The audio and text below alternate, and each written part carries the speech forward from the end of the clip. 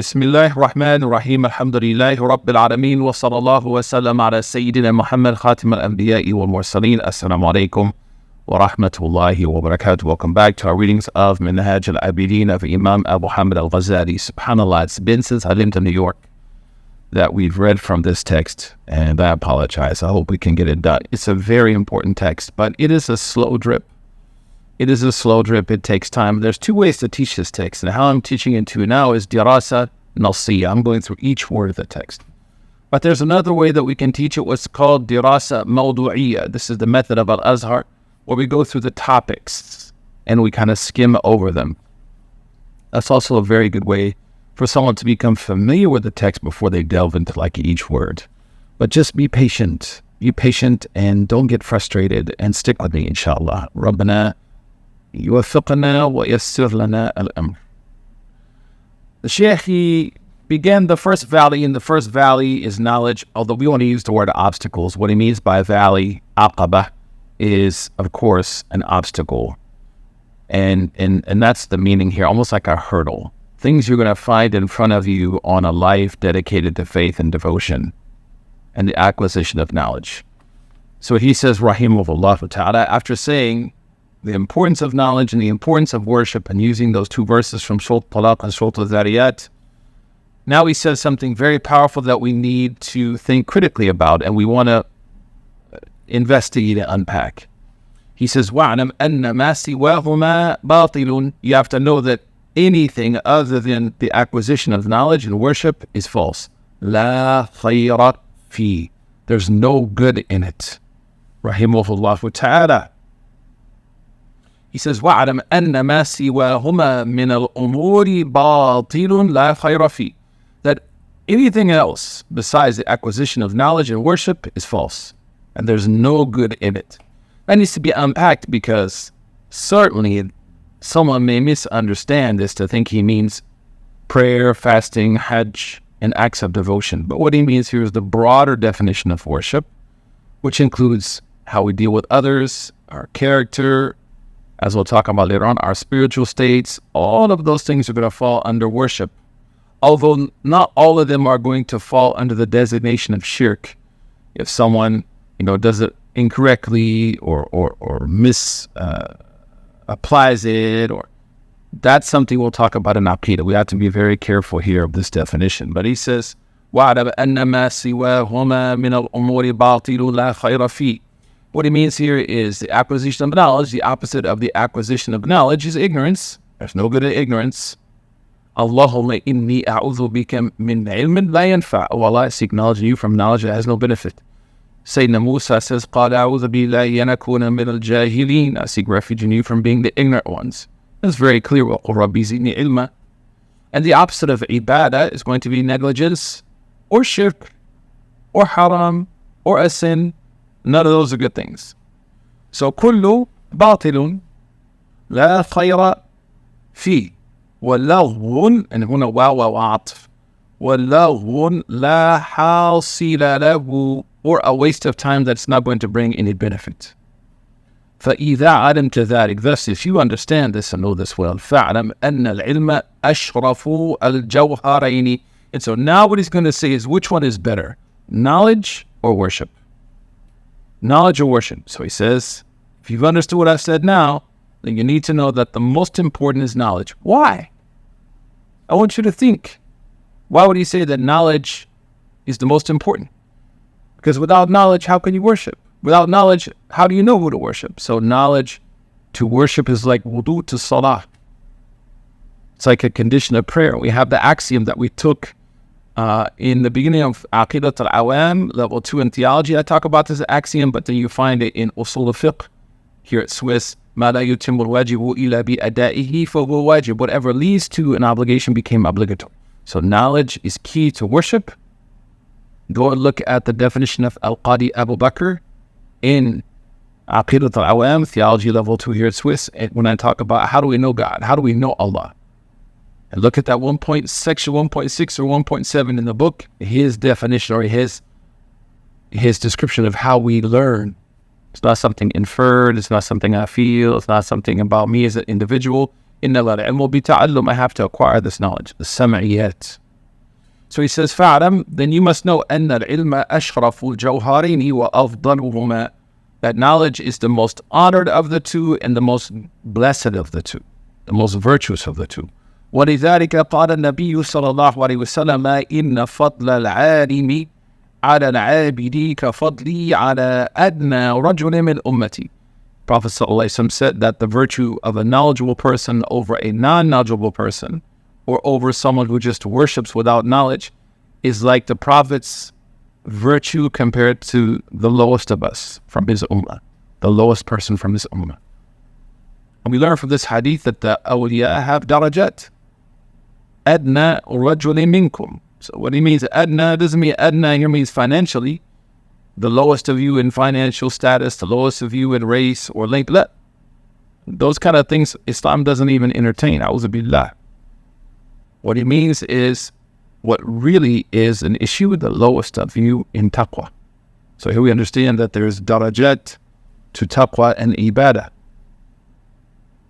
وقال صلى الله عليه وسلم نظرة إلى العالم أحب إلي من عبادة سنة صيامها وقيامها. Prophet ﷺ said that to look at the face of a scholar is more beloved to me than fasting and prayer for a year. Siyamiha wa qiyamiha, if you speak Arabic, or siyamiha wa qiyamiha badal of what? Ibadah. Badal ba'di min qul. And he said, وقال صلى الله عليه وسلم ألا أدلكم على أشرف أهل الجنة. And Prophet ﷺ said to the Sahaba, hey, should I not show you who's the most honored of those in paradise? قالوا بلى يا رسول الله. I said, yes. O Messenger of Allah, قال هم علماء أمتي, the scholars of my ummah. فبان لك أن العلم أشرف جوهرا من العبادة ولكن لا بد من العبادة مع العلم. الله أكبر. He said, so these things make it clear to you that knowledge is the most virtuous. However, ولكن لا بد من العبادة مع العلم. There has to be worship with ilm. There has to be worship with knowledge. Don't think he's saying what I'm saying is you could just have knowledge without practice, knowledge without devotion. That's maghdubi alayhim. That's those كَمَثَلِ الْحِمَارِ يَحْمِلُ أَسْفَارًا, who have like donkeys, they have books on their back, but they're like donkeys. There's no thamara, there's no fa'ida. Recently I met one of my teachers from Al-Azhar in Canada. MashaAllah, very impressive sheikh. And we were talking, and he said to me, he gave me nasiha, which I appreciate, and he said to me, you know, knowledge isn't like about memorizing this and quoting this and bringing this text and bringing that text. At the end of the day, knowledge is knowing when to act correctly, when to worship, when to stand up for justice, when to speak the haqq. That's really the thamara of knowledge. So the Shaykh, Abu Hamid, says, wait, don't get it twisted. I'm not saying just learn. And you think learning is sufficient. وَلَكِنْ لَا بُدَّ مِنَ الْعِبَادَةِ مَعَ الْعِلْمِ. Allahu Akbar. And that's what I love about Imam Abu Hamid. That is what I love about Imam Abu Hamid al-Ghazali. People try to portray him as being extreme. No doubt he had some ideas at times that were a little far off of center. But his usual is that you can tell he's usuli, that he is mutashari', that he is someone who comes from a background in Islamic law, because he's always very balanced, usually. وَإِلَّا كَانَ عُلَمَاء وَإِذَا كَانَ, if that's the case, the person just has knowledge without actions, وَإِلَّا كَانَ عِلْمُهُ هَبَاءً مَنْثُورًا. نسأل الله تعالى بالعافية. If that's the case, then that person's knowledge is just going to be like carded wool. Like it's going to look nice, but it has no value to it. فإن العلم بمنزلة شجرة والعبادة بمنزلة ثمرة كلام ينبغي أن يكتب بذهب. I just said this should be written in gold, what he said. He says, Rahimahullah, فإن العلم, because knowledge بمنزلة شجرة is like a tree. والعبادة بمنزلة ثمرة, and that worship is like the fruit of the tree. من ثمراتها, from the fruit of that knowledge is that fruit. فالشرف شجرة.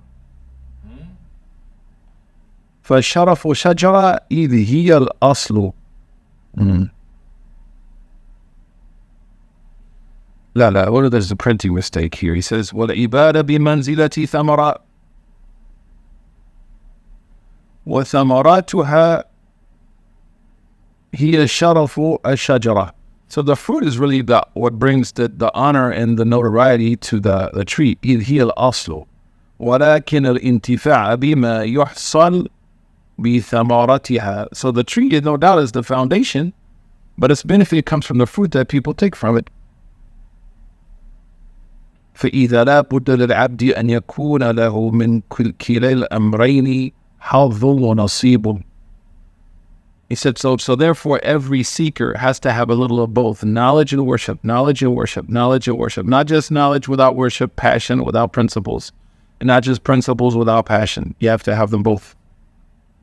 Not just deen or dunya or deen, both. التوسط, moderation.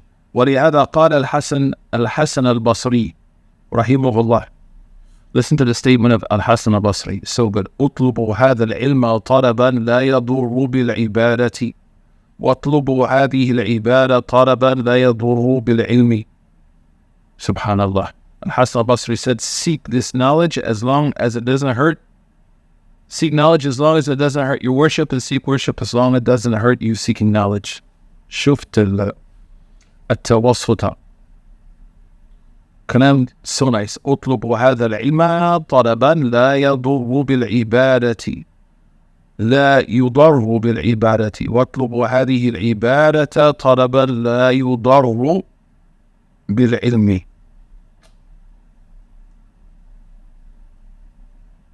We're going to stop here, inshallah. Next time we'll pick it up. As you can see, each little paragraph, there's so much we can take out of it. Barakallahu feekum wa jazakumullahu khairan. So what do we learn here? We learn, number one, the importance of worship and knowledge. But then knowledge takes precedence. It has to be the beginning. But then there has to be also worship for there to be fruit in our lives. Fruit in the tree. And now he's going to move back to talking about knowledge again. Barakallahu feekum wa sallallahu wa sallam ala Sayyidina Muhammad. Assalamu alaikum wa rahmatullah.